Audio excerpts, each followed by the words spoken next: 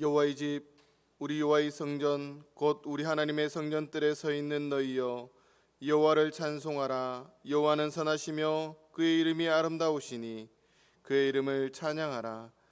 여호와께서 자기를 위하여 야곱 곧 이스라엘을 자기의 특별한 소유로 택하셨음이로다. 아멘. 우리의 참된 소망이 되시는 하나님 아버지, 무더위가 기승을 부리는 7월의 첫 주간 저희들의 영육을 강건하게 붙들어 주시고 가정과 일터와 교회를 지켜주신 은혜에 감사를 드립니다.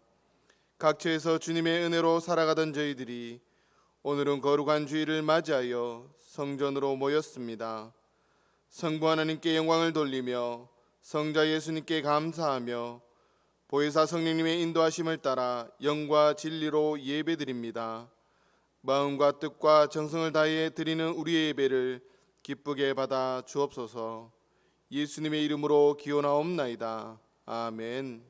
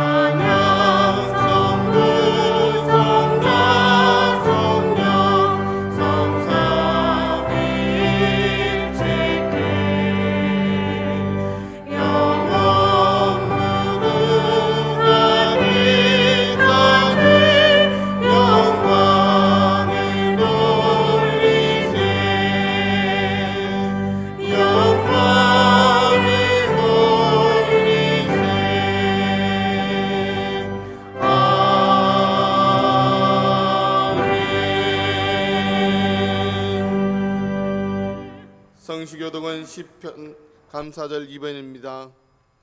그가 별들의 수요를 세시고 그것들을 다 이름대로 부르시는도다.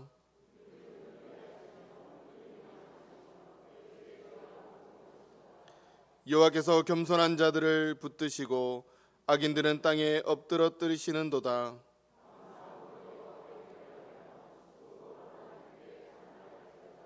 아멘. 나는 전능하신 아버지 하나님 천지의 창조주를 믿습니다. 나는 그의 유일하신 아들 우리 주 예수 그리스도를 믿습니다. 그는 성령으로 잉태되어 동정녀 마리에게서 나시고 본디오 빌라도에게 고난을 받아 십자가에 못 박혀 죽으시고 장사된 지 사흘 만에 죽은 자 가운데서 다시 살아나셨으며 하늘에 오르시어 전능하신 아버지 하나님 우편에 앉아 계시다가 거기로부터 살아있는 자와 죽은 자를 심판하러 오십니다. 나는 성령을 믿으며 거룩한 공교회와 성도의 교제와 죄를 용서받는 것과 몸의 부활과 영생을 믿습니다. 아멘.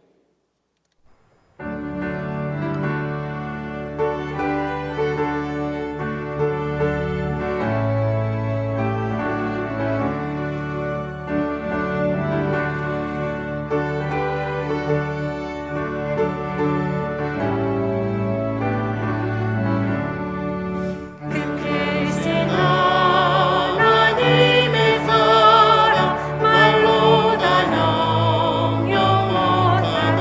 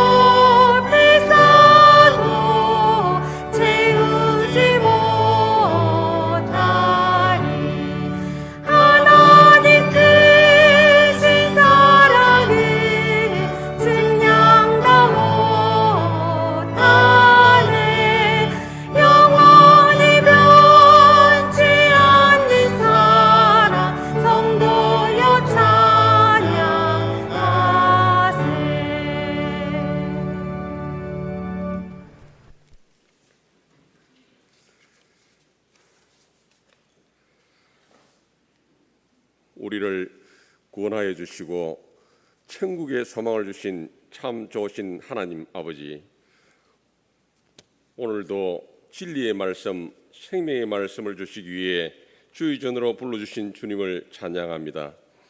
많은 사람들 중에서 특별히 우리를 구별하여서 자녀 삼아 주시고 온전히 주인 되어 주시고 아버지 되어 주심도 감사합니다. 이제는 우리가 사는 것이 아니고 정과 탐심을 십자가에 못 박고 그리스도께서 사시는 것인데 여전히 주님의 자리에 앉아 주인 노릇한 것을 용서하여 주옵소서. 저희들은 할 수 없지만 보혜사 성령님께서 길이요 진리요 생명 되신 주님만을 따라갈 수 있도록 도와주시옵소서. 사랑의 주님, 오늘은 특별히 맥주 감사주일로 하나님께 드리게 하시니 감사드립니다. 이스라엘 백성들이 밀과 보리의 추수를 마치고 하나님께 감사했던 것처럼 저희들도 한 해의 절반을 지내오면서 하나님께 감사할 수 있게 하심을 감사합니다. 우리가 가진 모든 것이 주님의 것임을 압니다. 날마다 주님께 감사하는 삶을 살게 하옵소서. 하나님 아버지, 전 세계를 뒤엎은 코로나19 위협 속에서도 이 나라를 지켜보아여 주시고 문창의 근속들을 지켜보아여 주심에 감사드립니다. 창조 질서를 무너뜨리고 우리의 탐욕과 바로 서지 못함 때문에 온 코로나 재앙을 해결하오니 주님 긍휼히 여겨주시고 자비를 베푸셔서 속히 지구상의 모든 나라가 감염병의 위험으로부터 완전히 해방될 수 있도록 인도하여 주옵소서. 사람의 힘과 능력으로는 코로나 바이러스와 변이 바이러스를 종식시킬 수 없습니다. 오직 주님만이 종식시킬 수 있습니다. 주님 긍휼히 여기셔서 종식시켜 주시옵소서. 그리하여서 지구촌 온 나라 백성들이 주님께 영광 올려드릴 수 있도록 하옵소서. 나라를 위해 기도드립니다. 대통령과 정치 지도자들이 하나님을 경외하여 선한 양심과 지혜로 정치, 경제, 국방, 국제관계의 난제를 분별력을 가지고 잘 대응하게 하옵소서. 교회를 위해 기도드립니다. 서로 사랑하고 용서하고 선을 행하고 영적 부흥을 이루어가는 하나님 기뻐하시는 교회 되게 하옵소서. 하나님 아버지, 주일학교가 여름 행사를 준비하고 있습니다. 그동안 코로나로 주일학교가 많이 침체되어 있었습니다.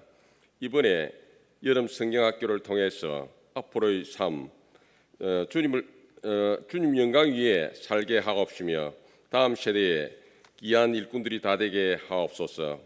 수고하고 애쓰시는 교사들과 교육자들에게 능력을 더하여 주시고 영육간에 지치지 않도록 힘을 다하여 주시옵소서.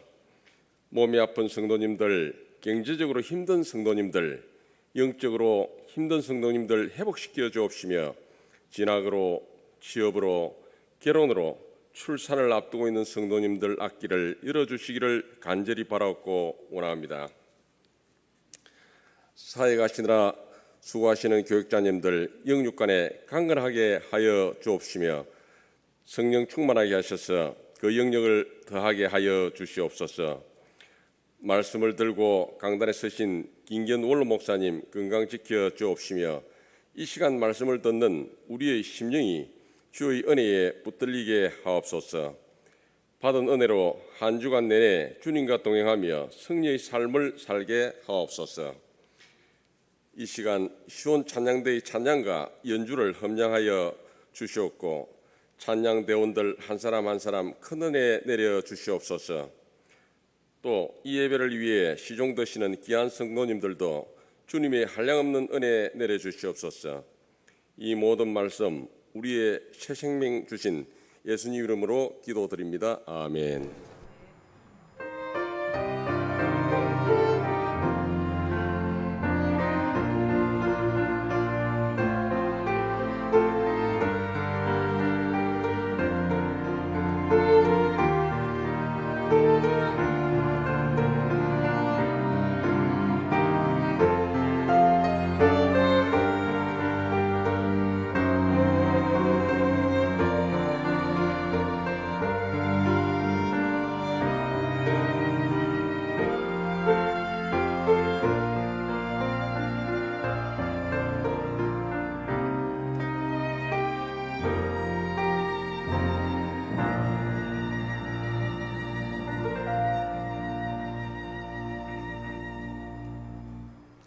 오늘 우리에게 주시는 하나님의 기록된 말씀은 구약성경 시편 116편 12절에서 19절까지의 말씀입니다. 제가 가진 성경 구약성경 889면입니다.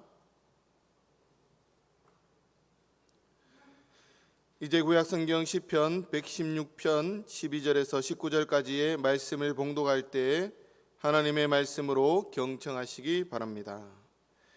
내게 주신 모든 은혜를 내가 여호와께 무엇으로 보답할까?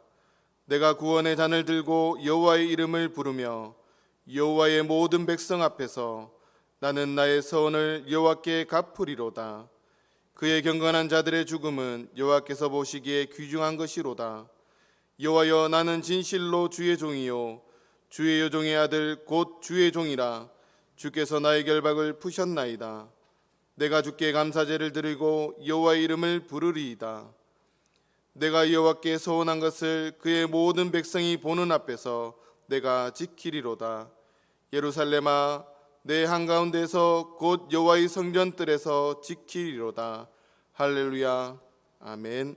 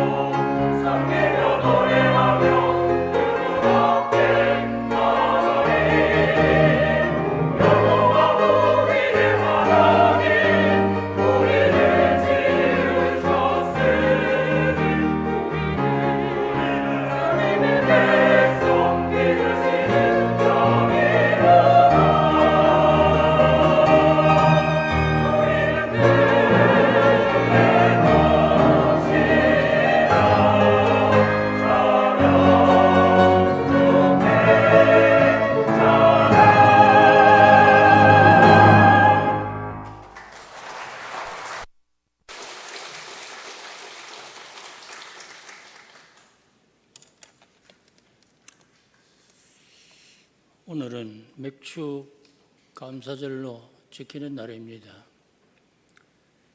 우리는 나에게 피해를 준 사람이나 손해를 입힌 사람이나 고통을 준 사람은 잘 잊어버리질 않는데 은혜를 받은 일에 대해서는 잘 잊어버리기가 쉽습니다. 생명을 주신 하나님의 은혜, 길러주신 부모의 은혜, 가르쳐주신 스승의 은혜, 이런 것은 잘 잊어버리기 쉽습니다. 그래서 감사의 날을 만들어서 감사의 생각을 되살리려고 하는 것입니다. 첫째, 자연을 통해서 주신 은혜입니다. 우리가 씨를 뿌리고 잡초를 제거하고 벌레를 잡아주고 하는 것은 사람이 하지만은 곡식이 자라고 열매를 맺게 하는 것은 하나님이 하시는 일입니다. 인간은 다만 하나님의 만들어 놓으신 것을 이용하는 것 뿐인데 햇빛이라든지 공기라든지 물이 없으면 곡식이 자랄 수도 없는데 만약에 하나님께서 그 물값을 달라고 한다면 억만장자라도 불가능할 것입니다. 소와 양들이 들판에서 자유롭게 다니면서 풀을 뜯어먹고 자라고 있고 바닷물 속에서는 물고기들이 자유로 헤엄치면서 다니며 살고 있습니다. 우리 한국은 세계 어느 나라보다도 좋은 땅, 좋은 기후, 좋은 경치, 좋은 환경을 가지고 있습니다. 예수님이 살아가신 이스라엘 나라도 보면 1년에 비가 2차례 오는데 이른 비, 늦은 비라고 합니다. 그래서 그들은 지붕마다 물탱크를 만들어서 물을 비가 올 때 받아 저장을 해 두었다가 그 물을 빨래도 쓰고 집안 청소에도 쓰고 먹는 데도 쓰고 그렇게 하고 있습니다. 들판에 가면은 풀이 다 말라서 양들이 그 바짝 마른 풀을 뜯어먹는 광경을 볼 수가 있습니다. 덴마크도 땅은 박토요 물도 귀한 나라예요. 하란이라고 하는 나라도 국토의 4분의 1이 바다보다 낮아서 제방을 쌓아서 바닷물을 한데 모으고 운하를 만들어서 그 물을 기계로 퍼내고 있는데 옛날에는 풍차를 가지고 그 물을 퍼냈다고 합니다. 그런데 우리나라는 적당하게 비가 와서 산과 들이 항상 싱싱하고 물도 깨끗합니다. 기후도 북극 지방은 항상 춥고 남극은 항상 덥고 하는데 이 미국 같은 나라는 땅이 워낙 넓으니까 한 나라에도 여름과 겨울이 같이 있어요. 그래서 하와이 같은 곳은 항상 더우니까 거기에서 육지로 여행을 하려고 하면 겨울에 가려고 하면은 여름옷도 가지고 가야 되고 겨울옷도 가지고 가야 돼요. 얼마나 불편합니까? 우리나라는 여름은 여름이고 겨울은 겨울이니까 두 가지 옷을 가지고 다닐 필요가 없는 나라입니다. 그래서 우리 한국 사람은 추운데도 적응할 수 있고 더운데도 적응할 수 있고 세계 어느 곳에 가든지 적응할 수 있으니까 선교사들도 어느 나라든지 파송하면은 거기에 잘 적응해서 일을 아주 잘하고 있습니다. 우리 경치도 한국은 가는 곳마다 절경입니다. 이탈리아의 나폴리 항은 세계적으로 유명하다고 하는데 한번 가봤는데요. 토영 앞바다보다도 못합니다. 토영에 케이블카 타고 올라가면은 그 밑에 내려다보면은 경치가 얼마나 아름답습니까? 그런데 나폴리 항은 동해 바다 같아요. 밋밋하게 아무것도 없는데 물뿐인데 그걸 세계적으로 유명하다고 하니까 기가 막힐 노릇이죠. 언어도 우리 한국은 통일이 되어 있고 또 아주 배우기가 쉽고 많은 발음을 구사할 수가 있습니다. 일본 사람들도 발음 못하는 것이 너무 많아요. 어자 발음, 티자 발음 이런 거 못합니다. 그러니까 해방이 된 뒤에 일본에서 공부하던 학생이 한국에 와서 한국 학교에 전학을 했는데요. 머리 하면은 머리 합니다. 어짜 발음을 못하니까. 우리 한국 사람들은 젠틀맨 하면은 잘 하죠. 할머니들도 젠틀맨 하려고 하면 잘 합니다. 그런데 일본 사람들은 젠틀맨 하려고 하면 짠도르망해요. T자도 안 되고 이거는 뭐 웃기는 노릇입니다. 그런데 우리 한국 사람들은 어디에 가도 그러니까 선교사는 어디 가도 적응을 잘하고 그날 말도 잘 배우고 그래서 성공을 하게 되는 것입니다. 대만 기독교 장로회 총회에 우리 총회 대표로 제가 한번 참석한 일이 있는데 그 총대 한쪽 구석에 이어폰을 낀 사람들이 한 그룹이 앉아 있어요. 저거 뭘 하는 사람들이냐 물어보니까 대만은 산지족이 언어가 다르기 때문에 이어폰을 끼고 앉아 있는 것은 토역을 해야 회의하는 언어를 알아들을 수 있기 때문이라고 합니다.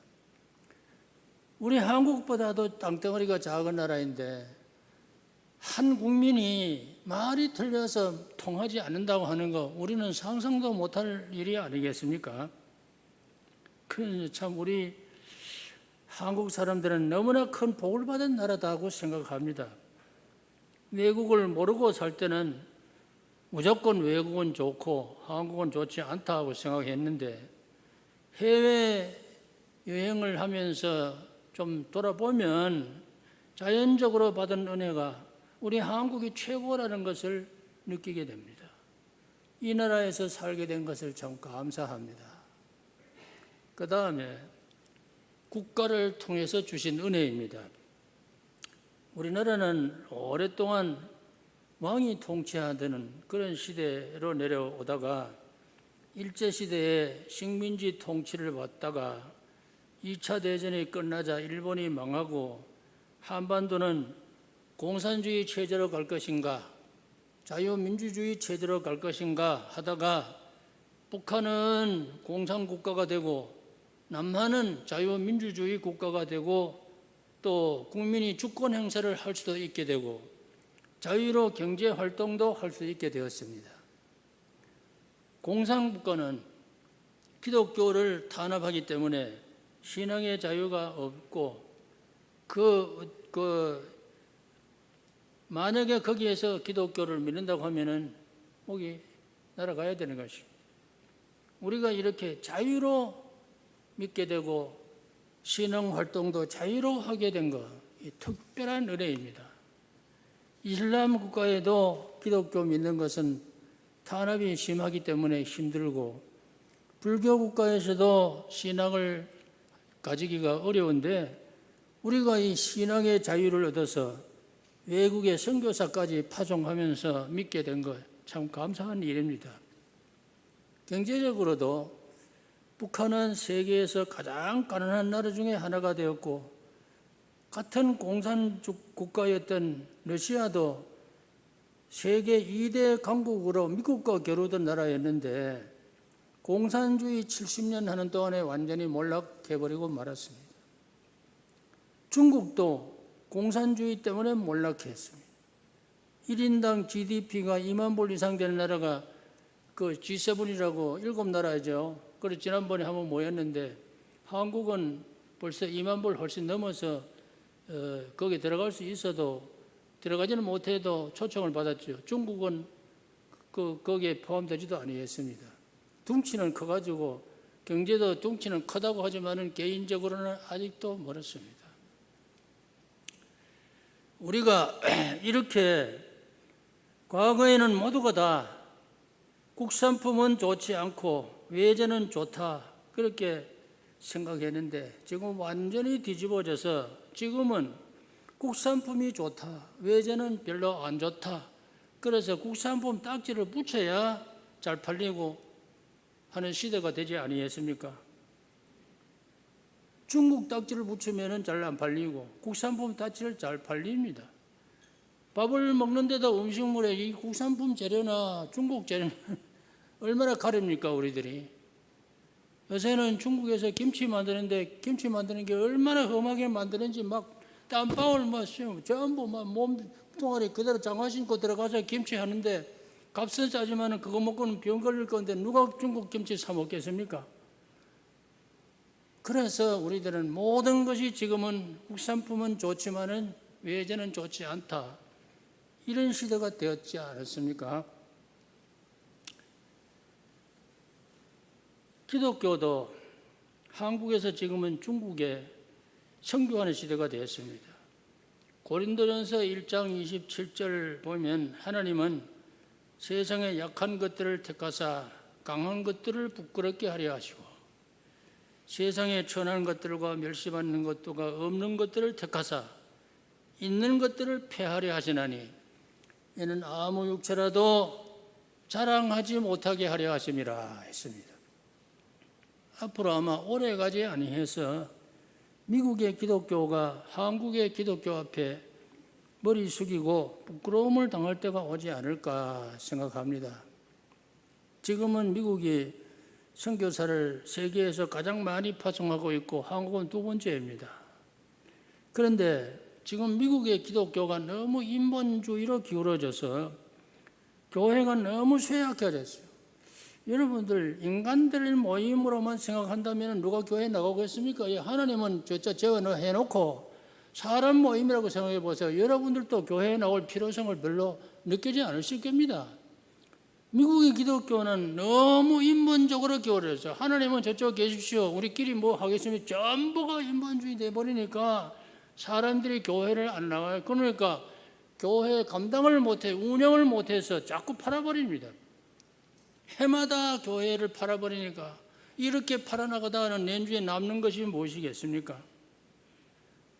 그런 것을 생각하면 기독교가 아직까지는 우리 한국에서 이렇게 힘차게 일하고 있고 또 복음적인 신앙의 바탕에서 우리가 살게 된 것 생각하면 이것도 참 너무 감사한 일입니다.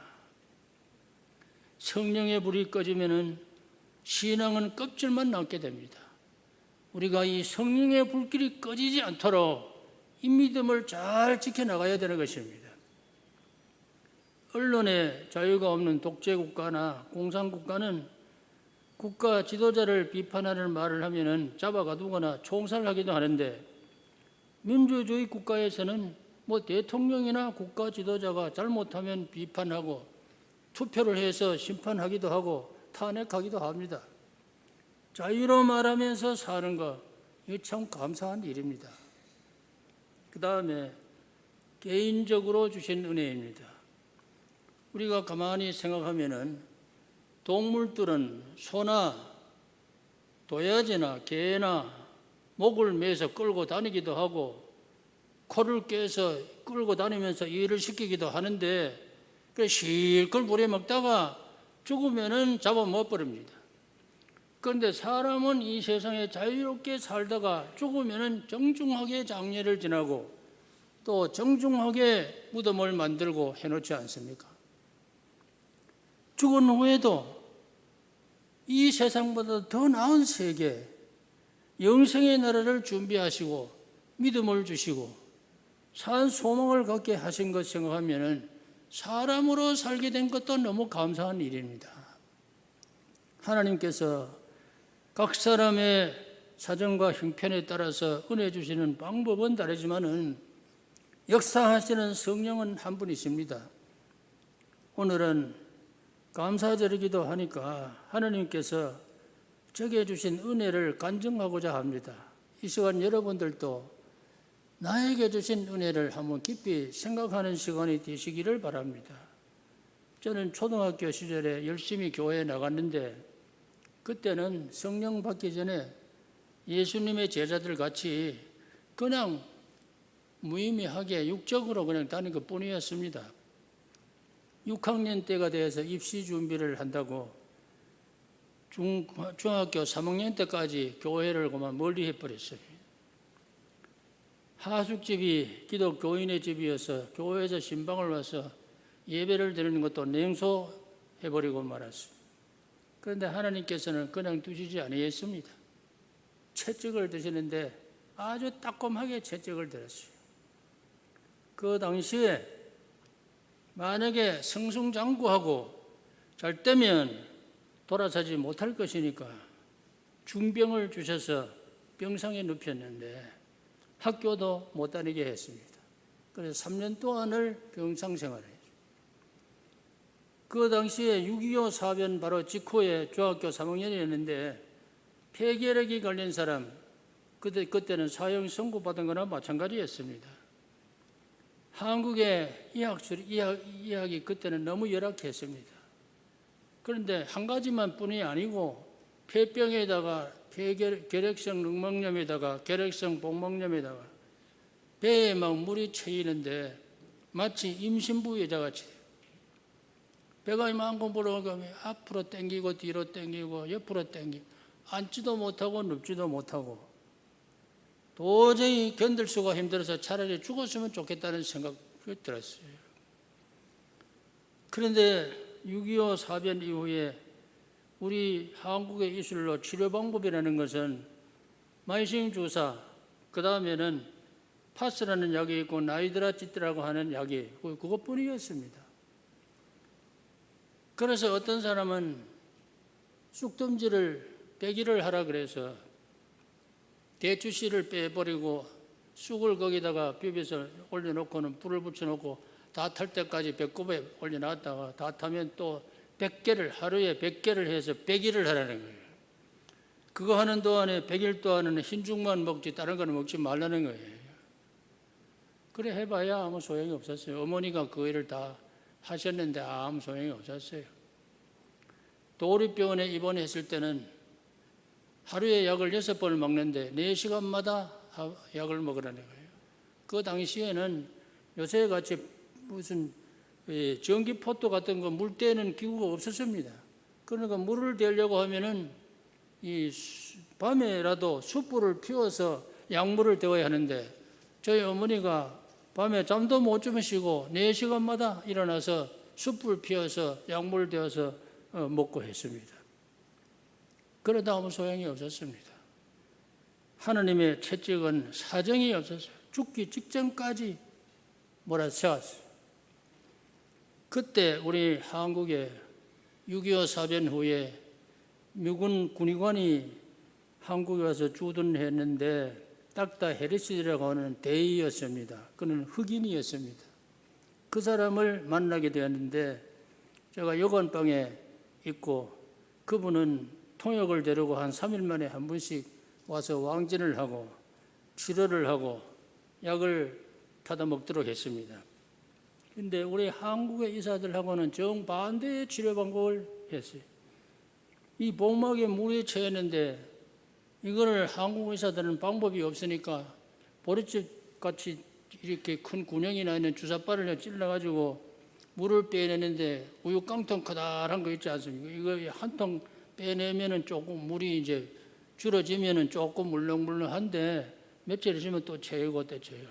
근데 이분은 주사약 한 방울 딱 갖다 꽂는데 소변이 좀 잘 나오고 했어요. 그러다가 또 채이고 하는데 음식은 우리 한국의 의사들은 마음대로 먹고 싶은 대로 먹으라 그래요. 그런데 이분은 고기는 입에 대지 마라 그래요. 미움도 마시지 먹지 말라는 거예요. 먹는 것은 물밖에 없어요. 과일도 짜서 물 마시고 보리차 물 마시고 콩나물 삶아서 물 마시고 겨울에 찬물을 하루 2대씩 먹으라 그래요. 겨울에. 그 방법이 지금 우리 한국에서 의사들이 방법을 쓰고 하루에 물 1리터 이상 먹으라고 지금 그 방법을 쓰고 있습니다. 그런데 그분은 벌써 6.25 사변 그때 벌써 그 방법을 썼다는 거예요. 물 하루에 2대씩 찬물 먹으라고 그랬습니다. 이렇게 정반대의 치료를 방법을 했는데 한 20일을 하고 나니까 손끝도 까딱하겠어요. 곡기가 들어가야 움직이고 하는데 손끝도 까딱하겠어요. 그런데 요강에 앉아서 대변인을 알았는데 뒤로 물이 다 빠져나 항문을 통해서 빠져나왔는데 알고 보니 그게 복막에 채인 이 물이 항문을 통해서 다 빠져버려 한꺼번에 그것이 다 쏟아진 거 너무 시원해요. 배가 땡기고 아프고 뭐 견딜 수 없던 것이 너무 물렁물렁하고 시원해져 버렸어요. 그래 거기서부터 회복의 길이 열리게 되었습니다. 이사가 와서 하는 말이 시키는 대로 하지 아니했으면 벌써 죽었다 했습니다. 결핵균이 척추를 파먹어 들어가서 이걸 더 파먹으면 꼽초가 된다 그랬어요. 그래서 허리가 너무 아프고 지금도 장시간 서 있으면 허리가 아픈 증세가 아직까지도 계속되고 있어요.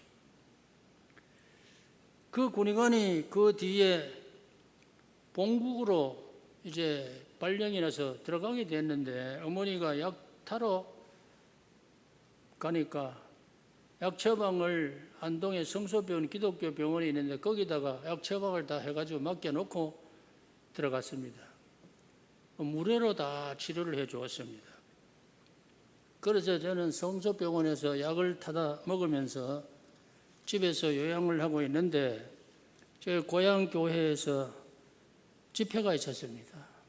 그때 교회 영수님, 지금은 아마 안수 집사 정도, 그때는 교회, 시골 교회는 목회도 하고 다 했어요. 집에 오셔서 교회에 나오라고 하도 간청을 해서 제가 10분도 앉아 있을 수가 없는데 허리가 아파서 또 문박 출입을 한 번도 해본 일도 없는데 어떻게 가느냐. 이분이 와서 뭐 하도 그래서 한복을 입고 겨울인데 교회가 이웃에 있으니까 나가서 벽에 기대고 앉아서 저녁 설교 다 듣고 새벽에도 나가고 낮 집회도 나가고 그때는 한 주간을 했거든요.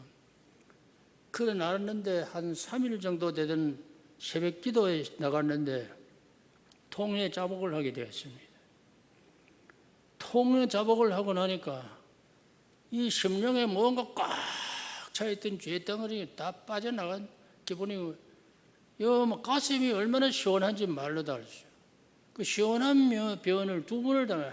한 번은 이사가 치료해서 이 육신의 배에 물체 있는 것이 한꺼번에 빠지니까 그렇게 시원하더니 이번에는 이 가슴에 채인 이 죄덩어리가 빠졌느냐. 와, 너무나 시원하고 평안하게 명이 돌아와요. 그래서 내 영혼이 은총 입어 중한죄쯤 벗고 보니 슬픔 많은 이 세상도 천국으로 하도다 하는 그 찬송을 간증 찬송으로 제가 불렀어요. 하나님께서는 인간에게 하늘의 진리를 가르치기 위해서 모든 것을 비유로 설명하지 않았습니까? 그런데 하나님은 이 육신의 병을 통해서 영적인 치료가 되는 그것을 저희에게 가르쳐 주셨습니다. 3년 만에 이 병 치료를 했지만은 영의 눈을 뜨기 위한 하나님의 섭리였다는 것을 깨닫게 되었습니다. 그 해리스는 흑인으로서 군의관인데 미국인이었어요. 본국에서는 백인들에게 차별 대우를 받는 사람인데 나에게는 그분이 생명의 은인이었습니다. 예수 그리스도는 자기 동족 유대인들에게 멸시천대 받았지만은 우리 생명의 구주가 되신 거 아니겠습니까? 또 해리슨 그 이사는 군의관 신분으로 명을 받아서 한국에 나왔는데 나를 위해서 보내준 사람이었습니다. 예수 그리스도는 목수의 아들로서 이 땅에 오셨으나 하나님께서 내 영혼을 구원하시기 위해서 보내신 분이라 하는 것을 깨닫게 되었습니다. 치료 방법도 사람으로서는 이해할 수 없는 방법이에요. 십자가의 예수님의 치료 방법도 사람으로서는 이해할 수 없는 불합리한 방법입니다. 십자가의 방법으로 어떻게 사람 구원하느냐 그런데 예수님은 그것이 아니다. 아무리 이해할 수 없는 방법이라도 먹지 말아라, 물만 마시라 해도 순종했을 때에 거기에서 역사가 나타나요. 기적적인 효과가 나요. 예수님이 우리에게 주시는 구원의 방법도 십자가 하나의 사형틀이지만은 납득이 안 가고 불합리하나 순종하고 믿을 때 우리의 영혼은 구원받는 것입니다. 또 값없는 치료였습니다. 3년 동안 신의사, 한의사, 조약, 치료비도 많이 들었지만은 아무 효력이 없었습니다. 그런데 그 흑인 의사의 치료는 값도 받지 아니하고 무료로 치료했지만은 효력이 있었습니다. 우리 영혼이 구원받는 데 있어서 인간의 노력이나 투자나 공로는 아무런 효력이 없습니다. 하나님의 구원은 값없는 구원이요 은혜의 구원입니다. 에베소 2장 8절에 너희는 그 은혜에 의하여 믿음으로 말미암아 구원을 받았으니 이것은 너희에게 드는 것이 아니요 하나님의 선물이라 그랬습니다. 또 이분은 미국에서 한국에 찾아와서 치료를 해줬어요. 만약에 제가 미국 가서 치료를 받는다고 하면 100% 불가능합니다. 첫째, 돈 문제. 그 다음에는 여권 비자 문제. 그 당시에는 여권 비자 내는 사람이 거의 없었어요. 내는 것도 거의 힘들 때였습니다. 그런데 거의 불가능한 일을 이사가 찾아와서 치료를 해 주었어요. 여러분들이 예수님께서 죄인을 찾아서 하늘에서 지상에 내려오셔서 구원해 주셨습니다. 우리 기독교는 인간이 하나님을 찾아가는 종교가 아니고 하나님이 인간을 찾아 내려오시는 종교 아닙니까? 내가 하나님을 택한 것이 아니고 하나님이 나를 택하신 것입니다. 요한복음 15장 16절에 너희가 나를 택한 것이 아니요 내가 너희를 택하여 세웠다. 요한 1서 4장 10절에 우리가 하나님을 사랑하는 것이 아니요 하나님이 우리를 사랑하사 우리 죄를 속하기 위하여 화목제물로 그 아들을 보내셨음이니라 했습니다. 우리 예배 순서 가운데 제일 첫 번째 순서가 뭡니까? 주보를 한번 보십시오. 제일 첫 번째 순서가 뭐입니까? 예배의 부름이죠. 그 예배의 부름이라는 말이 무슨 뜻인지 아시겠습니까? 예배를 향한 부름이라 이 말이에요. 예배를 향해서 부르는데 그건 누가 부르는 겁니까? 하나님이 예배 드리러 오너라 하고 부른다 이 말씀입니다. 그러면은 내가 예배 드리러 찾아왔습니까? 하나님이 불렀습니까? 내가 찾아온 것이 아니고 하나님이 나를 불러서 내가 여기에 응답하고 나온 것입니다. 그래서 예배 순서는 첫째 하나님 불렀어요. 목마른 자들아 내게로 나오라. 수고하고 무거운 잠진 자들아 내게로 오라. 다 하나님이 부르시는 것입니다. 그래서 우리가 여기에 찾아 나온 겁니다. 얼마나 감사한 일이겠습니다. 나를 찾아오셔서 구원해 주신 은혜 감사해야 합니다. 또 치료를 끝까지 이사가 떠난 후에도 보장을 해 주었습니다. 성소병원의 안동의 기독병원인데 이 흑인 이사가 미국으로 발령나서 갈 때 약을 타다 먹으라고 처방을 해서 병원에 다 갖다 몇 개 놓고 약 타다 먹으라고 해놓고 갔어요. 여무지기 아주 조치까지 다 해놓고 갔어요.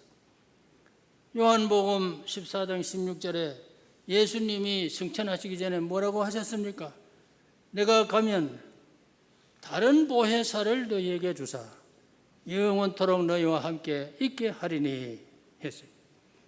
예수님이 떠나가신 후에 성령님이 오셔서 끝까지 우리 영혼을 책임지시고 보장하신다는 말씀입니다.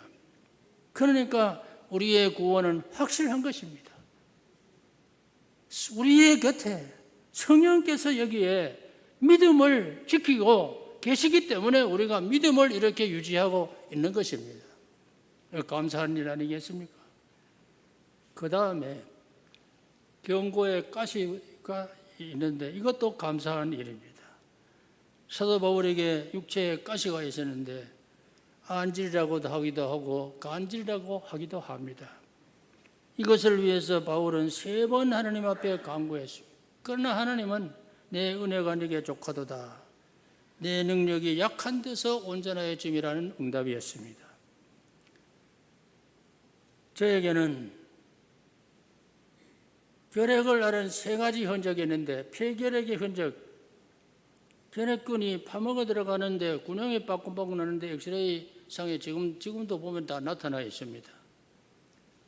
또 늑막염의 흔적이 있는데 이 늑막염이 물이 채 있다가 빠져나간 뒤에 이 늑막이 딱 붙어버려. 이거 유착이라고 하죠. 늑막이 유착이 돼서 지금까지도 이쪽으로 왼쪽으로 들어놓으면은 이 옆구리 여기 오른쪽 늑막 있는 데가 잡아 당기는 같이 당기는 것 같은 기분이 들어요. 제가 늑막 그때 앓은 적이 16살 그때 당시 지금 70년이 됐는데 아직까지도 한 번씩 찔리고 땡기고 이래요. 복막염의 흔적은 이 결핵균이 척추를 파먹어 들어가서 척추 이것도 엑스레이 찍어 보면은 군형이 척추에 몇 가지 옮겨 나 있는데, 그래서 장시간 서 있으면 허리가 아픕니다. 통증이 생겨요. 인간의 약점을 아시는 하나님께서 혹시나 은혜를 잊어버리고 격결로 갈까 염려하셔서 찌르는 가시를 남겨주었습니다. 한 번씩 옆구리가 허리를 찌를 때 하나님의 은혜를 되새기게 되고 정신을 가다듬게 하시는 것입니다. 죽었던 목숨이 살아났으니 남은 생에 이 몸을 가지고 필요한 사람으로, 유익한 사람으로 살아야 한다고 경고해 주는 가시입니다. 그래서 이 육체의 가시도 감사합니다. 또 나를 향한 하나님의 섭리를 믿게 됐습니다. 에베소 1장 3절 이하에 보면 그리스도 안에서 하늘에 속한 모든 신령한 복을 주시되 곧 창세 전에 그리스도 안에서 우리를 택하사. 여러분, 제가 예수 믿기는 소년 시절에 믿었지만은 하나님은 벌써 창세 전에 택해 놓았다는 겁니다. 5절에 보면은 그 기쁘신 뜻대로 우리를 예정하사, 하나님의 예정이었다는 것입니다. 그리스도로 말미암아 자기의 아들들이 되게 하셨다 했습니다. 아들들이. 6절에 보면은 왜 이는 우리에게 거저 주시는 바 그의 영광을 찬송하게 하려 함이라 했습니다. 거저 주시는 은혜의 영광을 어떻게 찬송해야 합니까? 오늘 여기 본문 시편 116편 12절에 내게 주신 모든 은혜를 내가 여호와께 무엇으로 보답할까 했습니다. 우리 모두가 다 깊이 생각할 문제입니다. 하나님께서 왜 우리를 창세전에 선택하셔서 신령한 복을 주셔서 하나님의 자녀가 되게 하셨는가? 하나님의 은혜를 어떻게 찬송할 것인가? 어떻게 무엇으로 보답할 것인가? 생각해야 하지 않겠습니까? 사도 바울은 예수를 믿기 전에 자랑으로 여기고 큰 소리 쳤던 혈통과 가문과 권력 같은 것은 배설물로 여기고, 배설물이 뭔지 다 아시죠? 배설물로. 부끄러워했던 예수는 최고의 자랑으로 여겼다 했어요. 예수님이 지신 십자가는 죄인이 지는 형틀이 아니고 우리 같은 죄인을 대신해서 값을 치르기 위해서 짊어지신 십자가라는 것을 믿을 때 부끄러운 것이 아니고 자랑거리가 되었다는 말입니다. 우리는 각자 받은 길이 다르고 받은 은사가 다르기 때문에 은혜를 보답하는 방법도 다를 수 있으나 믿음은 같고 중심은 같습니다. 하나님께서 제게는 목회의 사명을 주셔서 훈련도 시키셨습니다. 대학을 졸업하고 신학을 가려고 하니 가정에서는 절대 안 된다고 해서 제가 마삼락 선교사를 찾아갔어요. 우리 한국의 초대 선교사요, 평양신학교 교장으로 계셨던 마포 삼열 선교사의 아들인데 아주 훌륭한 분입니다. 그 선교사 찾아가서 사정을 이야기했더니 3년간 등록금은 책임지겠다고 해서 기숙사비나 기타 비용은 생각지 않고 그냥 시작하게 되는데 마치게 되었습니다. 제 육신의 병을 치료해 주신 분은 흑인 의사 해리슨 데이고, 신학 공부를 시켜주신 분은 마삼락 선교사이고, 이 모든 것을 계획하시고 주선하신 분은 하나님이신데 이 모든 은혜를 무엇으로 보답할까 생각을 하니 목회를 충실히 하는 것밖에 없다, 그런 생각을 했습니다. 만약에 내가 하나님의 뜻을 따르지 아니하고 인간의 육적인 어떤 뜻을 목회에 개입을 시킨다면 하나님께서는 한번 기회를 주시기 위해서 살려주신 이 생명을 바로 거두어 가실 것이라고 생각이 되었습니다. 신학을 졸업하고 6개월간 면 소재지 교회에서 강도사로 심호하고 중고등학교 교목을 2군데 거쳐서 신학교에서 잠깐씩 일하고 목사 안수를 받고 교회 목회는 문창교회가 처음이요 마지막이었습니다. 제가 문창교회 부임에 왔을 때 나이만 36살이었는데 아버지 뻘 되는 장로님, 어머니 뻘 되는 권사님들, 인생 경험이 풍부하신 성도들이 사심 없이 순수하고 진실한 기도와 함께 받들어 주셔서 잘 마치게 되었습니다. 저에게 교회는 문창교회밖에 없습니다. 이 교회에 대해서도 감사한 것뿐입니다. 시편 116편 12절 내게 주신 모든 은혜를 내가 여호와께 무엇으로 보답할까? 이것이 우리들의 마음입니다. 13절에 보면은 내가 구원의 잔을 들고 여호와의 이름을 부르며 했는데 구원의 은혜에 감격해서 여호와의 성호를 찬송하겠다는 것입니다. 14절에 보면 나의 성원을 여호와께 갚으리로다 했는데 우리가 은혜 받고 가슴이 벅차면 서원하지 않습니까? 내가 이 은혜를 절대 잊지 않겠습니다. 충성껏 섬기겠습니다. 다시는 주님 곁을 떠나지 않겠습니다. 주님 뜻을 어기지 않겠습니다. 많은 서원합니다. 이 서원을 갚아야 되는데 그 첫 단계가 뭐냐? 여기 17절에 보면 내가 주께 감사제를 드리고 감사 예배를 드린다는 것입니다. 감사 없는 예배는 형식이 됩니다. 원망이 됩니다. 나는 왜 안 줍니까? 나는 왜 이것밖에 안 줍니까? 감사가 없으면 만날 달라는 것뿐이죠. 나는 왜 이랬습니까? 왜? 감사 예배를 해요. 예배는 감사가 있어야 참된 예배가 될 수 있습니다. 여러분들, 내가 이 교회에 참으로 한 일원이 됐다는 것, 성도라고 이름이 너에게 붙여졌다는 것, 내가 하나님의 자녀의 명부에 이름이 하나 올라갔다는 것, 이거 감사한 일이 아니겠습니까? 내가 하려고 하면 안 됩니다. 하나님께서 창세 전에 예정하시고 택하시고 불러주셔서 여기에까지 참여하게 했으니 이것만 해도 너무 감사한 일 아니겠습니까? 또 교회의 성스러운 내 직분도 주시고 교회 일을 맡아서 섬길 수 있는 이거 주신 건 생각하면 너무 감사한 일 아니겠습니까? 그래서 우리는 감사 예배 드리고 감사 찬송하고 감사 예물을 드리는 건 마땅한 일입니다.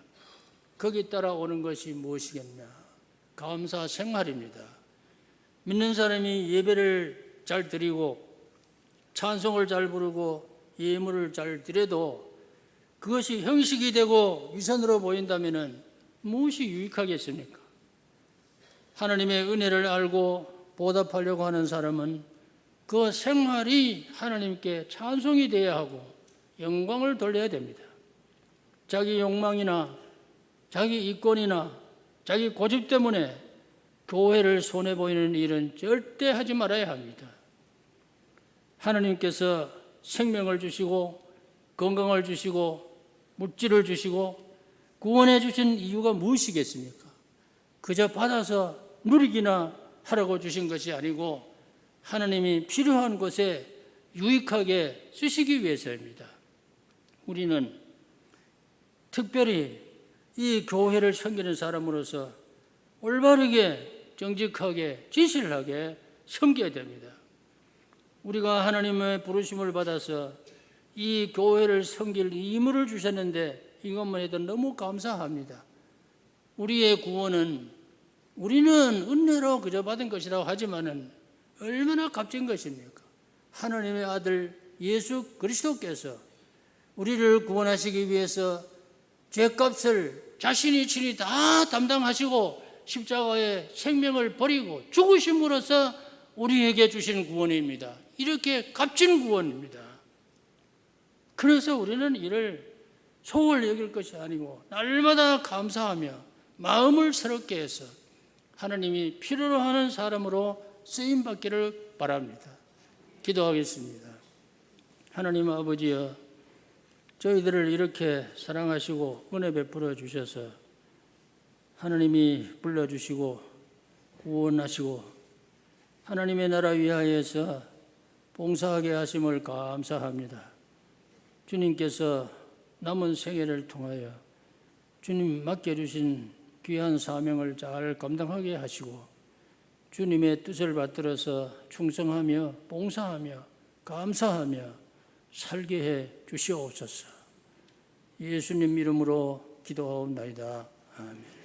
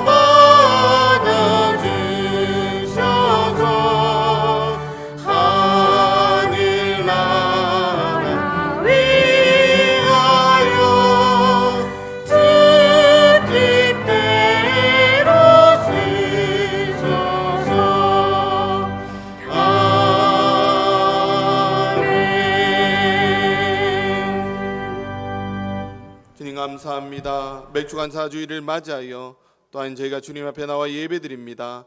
저희가 드린 예배를 기쁘게 받아 주시옵소서. 2021년도 1월이 시작된 지 얼마 되지 않았지만 벌써 반년이 지나갔습니다. 하나님, 반년 동안 우리들에게 베풀으신 그 은혜를 기억합니다. 하나님, 우리가 먹고 마시는 것, 이렇게 건강하게 살아가는 것 다 하나님의 은혜임을 고백합니다. 그 은혜에 감사하여 귀한 예물 주님 앞에 올려드립니다. 하나님, 기쁘게 받아주시고 이 예물이 쓰이는 곳곳마다 하나님의 영광이 드러날 수 있도록 은혜 베풀어 주시옵소서. 또한 남은 한 해를 주님 앞에 맡겨드리오니 지금까지 지켜주신 그 은혜로 남은 한 해도 건강하고 즐겁게 기쁘게 살아갈 수 있는 저희들의 삶이 될 수 있도록 축복하여 주시옵소서. 감사드리며 예수님 이름으로 기도드립니다. 아멘. 교회 소식입니다. 주보에 있는 교회 소식란을 참고하시기 바랍니다. 오늘은 맥주감사 주일로 지킵니다. 다음 주일은 오순절후 7번째 주일로 지키며 우리 풍기 성례교회 최갑도 올로 목사님께서 설교해 주시겠습니다. 알림입니다. 정기재직회 다음 주 2부 예배 후에 본당에서 있습니다. 상반기 회계 감사는 교회 예산만 감사를 합니다. 참고하시기 바랍니다. 수예배 특성 많이 신청하셔서 참여해 주시면 감사하겠습니다. 주일 오후 예배는 가정 예배로 드리며 순서지는 교회 입구와 교회 홈페이지를 참고하시기 바랍니다. 코로나 극복을 위해서 함께 기도해 주시면 감사하겠습니다. 또 교회 현금 계좌 참고해 주시고 성경 100동 운동 계속 진행 중에 있습니다. 김남철 권사님, 양정숙 권사님, 서정숙 집사님께서 참여하셔서 누적 44독입니다. 교학교 여름 행사 보시고 위에 기도해 주시고 많은 관심 가져주시면 감사하겠습니다. 새벽기도 매일 성경 통독 진행 중에 있습니다. 가정에서나 특별히 교회에 와서 참여하셔서 은혜 자리에 참여해 주시면 감사하겠습니다. 수예배 기도 순서 보시고 참고해 주시고 2단 주의해 주시면 감사하겠습니다. 우리 장례 감사에서 우리 고 김정순 우리 집사님 장례 감사에서 우리 둘째 따님과 우리 가족들 참여하셨습니다. 저 앞에 앉아 계시는데 우리 마치고 위로해 주시면 감사하겠습니다. 나머지 광고는 주보를 참고해 주시기 바랍니다. 다 같이 일어나셔서 날 구원해 주신 주 감사 찬양하신 후에 김기현 올로 목사님 나오셔서 축도해 주심으로 맥주 감사 주일 예배를 마치도록 하겠습니다.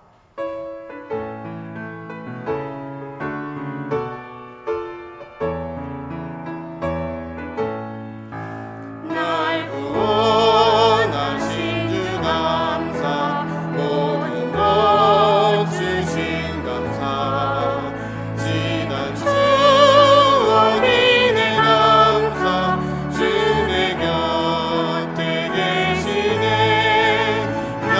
향기로운 봄철의 감사 외로운 가을 날 감사 사라진 눈물도 감사 나의 영혼 평안에